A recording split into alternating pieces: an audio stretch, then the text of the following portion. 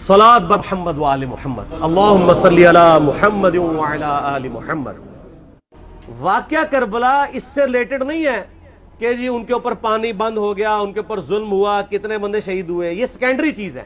اصل چیز ہے کربلا ہوئی کیوں نبی علیہ السلام کی محنت کو 50 سال کے اندر اس لیول تک پہنچا دیا گیا کہ ہزاروں صحابہ زندہ ہیں اور نبی صلی اللہ علیہ وآلہ وسلم کی پوری اولاد ذبح کر دی جاتی ہے۔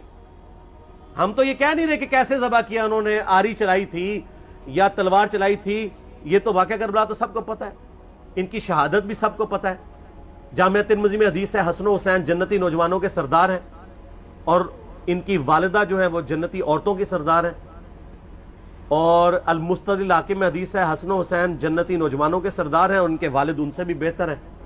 تو یہ تو ڈیفینٹ حدیثیں ہیں، یہ تاریخ تو نہیں ہے، نبی علیہ السلام کے فرامین ہیں۔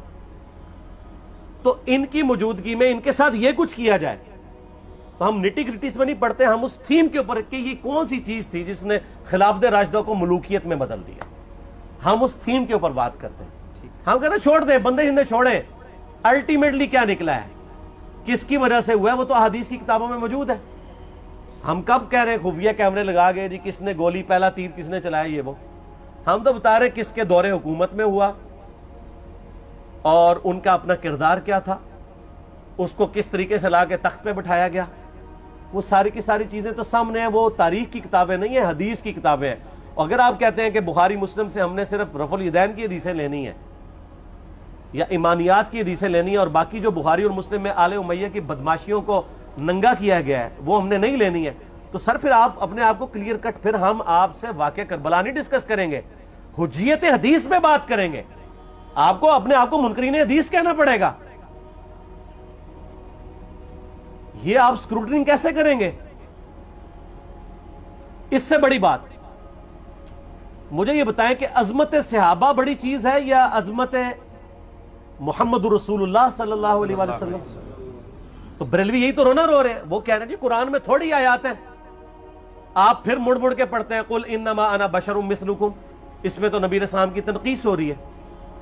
تو ہم ان کو کیا کہتے ہیں کہ تنقیص مقصد نہیں، نعوذ باللہ، نہ ہو رہی ہے، آپ افضل البشر ہیں لیکن آپ کی سپیشیز بشر ہے، یہ ہم اپنا عقیدہ سمجھتے ہیں، وہ اس کو تنقیص شمار کرتے ہیں۔ تو پھر اس وقت آپ بھی بریلویوں کی بات مان کے تو یہ آیات پڑھنا چھوڑ دیا کریں، آپ کہتے ہیں نہیں آیات ہے کیوں نہ بیان کریں، تو ہم بھی کہتے ہیں احادیث ہے کیوں نہ بیان کریں کہ صحیح بخاری میں حدیث ہے 2812 عمار کو ایک باغی جماعت قتل کرے گی، وہ جماعت دوزخ کی طرف بلا رہی ہوگی اور عمار ان کو اللہ اور جنت کی طرف بلا رہا ہوگا۔ اب اس کے نرغے میں جو آتا ہے وہ آئے، میں اپنے نبی سے ٹکر لے لوں آپ لوگوں کے منہ کا خیال رکھتے ہوئے کہ میں نبی علیہ السلام کو کہوں کہ آپ نے کیوں ایسی بات کر دی کہ مولا علی کے مخالفین کو آپ نے دوزخ کی طرف بلانے والی جماعت کہہ دیا، تو لیں آپ ٹکر، جائیں سیدھا دوزخ میں، اور تھوڑی جرت کریں، آپ یہ کہا کریں کہ اے اللہ، اپنے لیے کہا کریں کہ اللہ تعالیٰ آپ کا حشر یزید اور یزید کے آباء و اجداد کے ساتھ کرے اور اس کی اولاد کے ساتھ۔ ہم کہتے ہیں کہ اللہ تعالیٰ ہمارا حشر جو ہے وہ مولا حسن حسین، مولا علی علیہ السلام اجمعین اور اہل بیت کے ساتھ کرے، آمین۔ اور آپ میں تو اتنی جرت نہیں آپ یہ بات بھی کر سکیں کیونکہ ان کو پتہ ہے۔ تو نبی علیہ السلام کی احادیث کو بیان کرنے کو یہ سمجھتے ہیں کہ جی اس سے مصیبت کھڑی ہو جائے گی، تو اپنے آپ کو منکرین حدیث ڈکلیئر کریں، پھر حجیت حدیث کا مقدمہ ڈسکس ہوگا، پھر کربلا نہیں ڈسکس ہوگی۔ اور یہ ٹی وی پہ بھی آ کے مولوی بیٹھے ہوتے ہیں، سنیوں کے بھی شیعوں کے بھی، مڑ مڑ کے جی وہ یزید نے یہ کر دیا۔ وہ یزید نے کیا کیا ہے یار؟ وہ تو سسٹم کا نمائندہ بن کے آیا جو پیچھے سے خراب تھا۔ یزید کو لے کے بیٹھے ہیں، یزید یزید یزید یزید، بھائی پیچھے سے معاملہ خراب ہوا ہوا۔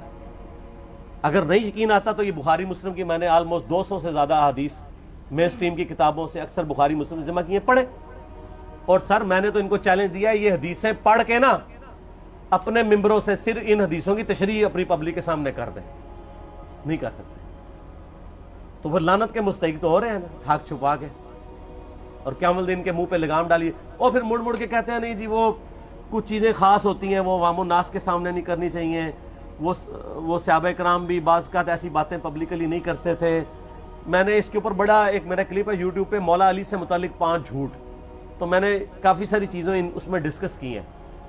لیکن میں یہ کہتا ہوں کہ اللہ کے بندو، جو چیزیں نبی علیہ السلام نے منع کی ہیں بیان کرنے سے، وہ تو ہم ڈسکس کر بھی نہیں رہے. میں نے آج تک آپ کو منافقین کے نام بتائے؟ آپ نے حذیفہ ابن یمان کو بتائے تھے نا آپ صلی اللہ علیہ وآلہ وسلم نے، صحیح بخاری میں آتا ہے. تو میں نے آپ کو بتائے، آپ رازدار رسول تھے، ختم ہوگی بات. میں نے کبھی ڈسکس کی ہے؟ اگرچہ میں نے صحیح مسلم کی حدیث 7035 نمبر ڈسکس کی ہے کہ نبی علیہ السلام نے فرمایا میرے صحابہ میں 12 منافق ہیں، وہ کبھی بھی جنت میں داخل نہیں ہوں گے یہاں تک کہ سوئی کی ناکے سے اونٹ نہ گزر جائے، اور ان میں سے 8 ایسے ہیں جس کی کمر پہ دوبیلا پھوڑا نکلے گا. میں نے آج تک آپ کو بتایا کہ کس کس کی کمر پہ دوبیلا پھوڑا نکلا اور اس کی موت اسی پھوڑے میں ہوئی ہے؟ بتایا؟ تو میں تو وہ چیزیں ڈسکس بھی نہیں کر رہا، میں وہ چیزیں ڈسکس کر رہا ہوں جو نبی علیہ السلام نے علامات النبوہ میں بتائی ہیں. یہ امام بخاری حدیث نبوت کی دلیل کے چیپٹر میں لے کے آئے ہیں، اور امام بہقی نے 3500 احادیث پر مشتمل ایک کتاب لکھی ہے دلائل النبوہ، کہ ہم نبی صلی اللہ علیہ وسلم کو نبی کیوں مانتے ہیں، اس کے اوپر. اور اس میں یہ ساری حدیثیں عمار بن یاسر کے قتل والی لے کے آئے ہیں، بتانے کے لیے کہ دیکھیں ہمارے نبی علیہ السلام کی نبوت کی دلیل ہے کہ آپ نے اپنی وفات کے آلموسٹ 30 سال کے بعد ہونے والے واقعے کو پہلے ہی بتا دیا. یہ حدیثیں چھپانے والی نہیں، بیان کرنے والی ہیں، علامات النبوہ کی حدیثیں. آپ کہتے ہیں چھپائیں؟ اگر کوئی حدیث دنیا میں نہیں چھپائی جا سکتی نا تو علامات النبوہ والی حدیث ہے، کیونکہ وہ تو نبی صلی اللہ علیہ وسلم کی نبوت کو جسٹیفائی کرتی ہے. ورنہ میرا ایک معصومانہ سوال ہے کہ نبی صلی اللہ علیہ وسلم نے یہ باتیں کر کے ان کے زوم میں نعوذ باللہ امت کو مصیبت میں ڈال دیا. آپ نے خود ہی فرمایا کہ یہ ہوگا. کیوں فرمایا آپ نے؟ میں تو بیان کر کے مجرم ہوں. تو جس نے مجھے خبر دی ہے ان کے بارے میں آپ کا کیا خیال ہے؟ یہ مسند احمد کی حدیث یہ میں نے گھر بیٹھ کے بنائی ہے کہ میری بیوی کا کیا حال ہوگا جس پہ ہوب کے کتے بھونکیں گے. تو سیدہ عائشہ سے مجھ سے زیادہ نبی علیہ السلام کو محبت تھی، لیکن آپ اللہ کے پیغمبر تھے، آپ نے اپنے گھر کی خبر بھی نہیں چھپائی، بتا دی کہ یہ ہوگا. اور اس سے بڑھ کے آپ صحیح بخاری میں دیکھیں عمار بن یاسر کا خطبہ ہے. میں نے یہ سارا، پریشان نہیں ہونا، یہ ریسرچ پیپر میں سارا کچھ موجود ہے، اور کوئی چیز بھی ایسی نہیں جو اس میں سکپ ہو. صحیح بخاری میں خطبہ ہے کہ عمار بن یاسر کو مولا علی نے بھیجا کوفے میں. کوفے والے نیوٹرل ہو گئے تھے کیونکہ بصرہ سے سیدہ عائشہ آ رہی تھیں، اور وہاں پہ انہوں نے کہا نہ ہم سیدہ عائشہ کا ساتھ دیں گے نہ مولا علی کا دیں گے. تو عمار بن یاسر کو تیار کرنے کے لیے، یعنی وہاں کے جو عوام تھی اس قتال کے لیے، مولا علی نے بھیجا. تو سیدنا عمار بن یاسر نے وہاں پہ کوفے کے منبر پہ خطبہ دیا. بخاری کے الفاظ ہیں، اوپر والی سیڑھی پہ عمار بن یاسر نے حسن ابن علی کو بٹھایا، حالانکہ حسن ابن علی سے 4 گنا بڑی عمر تھی عمار بن یاسر کی، 90 پلس ہو چکے ہوئے تھے،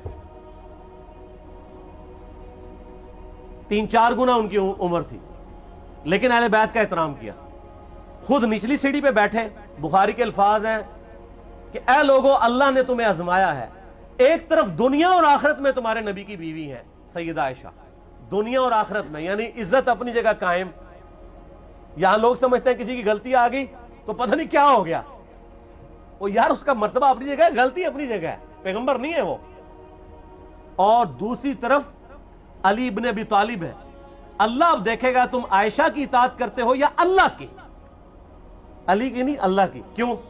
یا ایھا الذین آمنوا اطیعوا اللہ واطیعوا الرسول واولی الامر منکم. ان کا اولو الامر مولا علی ہیں، ان کی اطاعت واجب ہے. یہ اللہ نے آزمایا ہے کہ اللہ کی اطاعت کرتے ہو یا عائشہ کی. اور آپ حیران ہوں گے، یہ حدیث امام بخاری حضرت عائشہ کی فضیلت والے چیپٹر میں لے کے آئے ہیں. اگر امام بخاری مشورہ کر لیتے نا ناسبیوں سے تو انہوں نے کہا تھا سر آخری صحیح رکھو، پچھلے والا رہن دو، بلکہ پچھلے والا رکھو آخری والا رہن دو. کہ عائشہ دنیا اور آخرت میں، وہ حدیث گھڑنے کا میں آپ کو طریقہ بتاتا ہوں، کاٹ چھانٹ کرنے کا. وہ آدھی حدیثیں لکھتے ہیں نا، آدھی حدیث ایسے لکھتے ہیں امام بخاری کہ سیدہ عمار ابن یاسر نے خطبے کے دوران فرمایا کہ سیدہ عائشہ دنیا اور آخرت میں تمہارے نبی کی بیوی ہیں بس.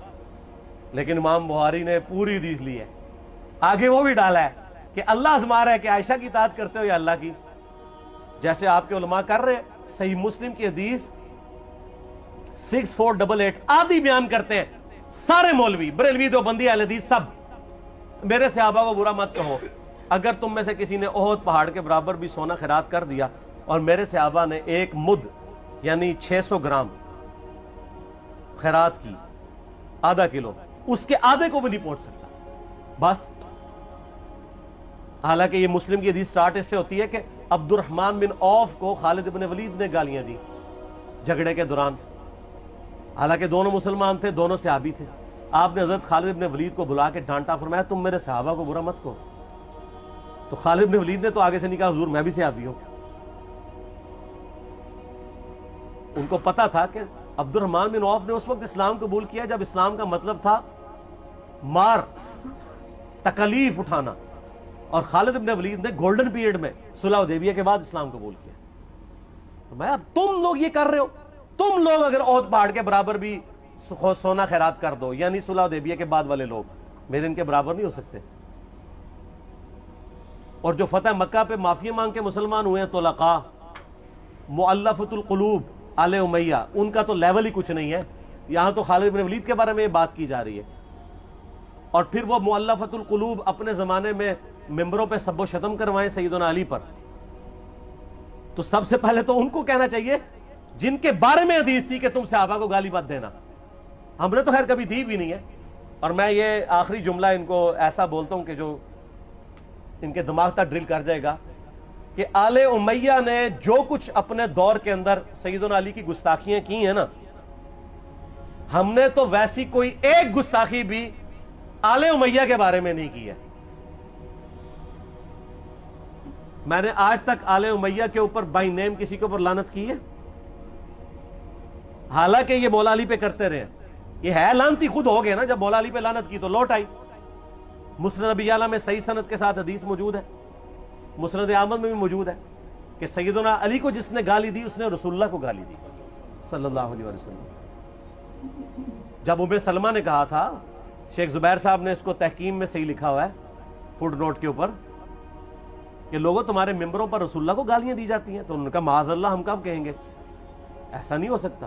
تو ام سلمہ نے کہا تم لوگ علی اور اس سے محبت کرنے والوں پہ گالی گلوچ نہیں کرتے ہو کیا؟ جبکہ میں نبی کی بیوی کہتی ہوں کہ سب سے زیادہ رسول اللہ سے محبت, سیدنا علی سے محبت نبی صلی اللہ علیہ وآلہ وسلم کرتے تھے. لہٰذا جب یہ تم کہتے ہو نا علی پر لعنت, علی سے محبت کرنے والوں پہ لعنت, تو یہ لعنت تو تم نبی علیہ السلام تک لے کے جا رہے ہو نعوذ باللہ, کیونکہ علی سے محبت کرنے والا پہلے نمبر پہ نبی صلی اللہ علیہ وآلہ وسلم ہے. اور پھر کہتے ہیں سب کا مطلب تنقید ہے. اور نہ, پرانیاں گلاں, پرانے بابے, پرانے بزرگ, جھوٹے ہو. صحیح مسلم کھولو 6229, غدیر خم سے اگلی حدیث, لعن اللہ ابا التراب کے الفاظ ہیں, مٹی والے ابن ابی طالب پر لعنت, یہ الفاظ موجود ہیں. سب کا ترجمہ لعنت ہی ہے, تنقید نہیں ہے. اچھا پھر میرا معصومانہ سوال ہے کہ اس کا مطلب ہے صحابہ پہ تنقید کرنا اچھا کام ہے؟ کہیں گے نہیں. تو بتاؤ یہ برا کام کون کرتا تھا؟ شیعہ کا ابا کون ہے؟ رافضیوں کا ابا کون ہے؟ آل امیہ. تو لہذا شیعہ نو میں کہنا کہ تسی شیخین کے اوپر بکواس اور تبرہ کرنے کی بجائے نا, آپ لوگوں کو حقائق بتائیں کہ ٹوٹی کمند کہاں. یہ سب مجرمین آل امیہ ہے, اور یہ آل امیہ اور بنو ہاشم کی لڑائیاں نبی اسلام کی بعثت سے پہلے چل رہی تھی, صدیوں سے چل رہی تھی. وہ تو پھر اللہ نے بنو ہاشم کو نبوت کے لیے چنا, تو ان کو یہ پھر جیلسی ہضم نہیں ہوئی, وہ چیز آگے چلتی رہی. خیر چھوڑ دیں, ایک تلخ ٹاپک ہے. صلاۃ بر محمد و آل محمد, اللہم صلی علی محمد و علی آل محمد.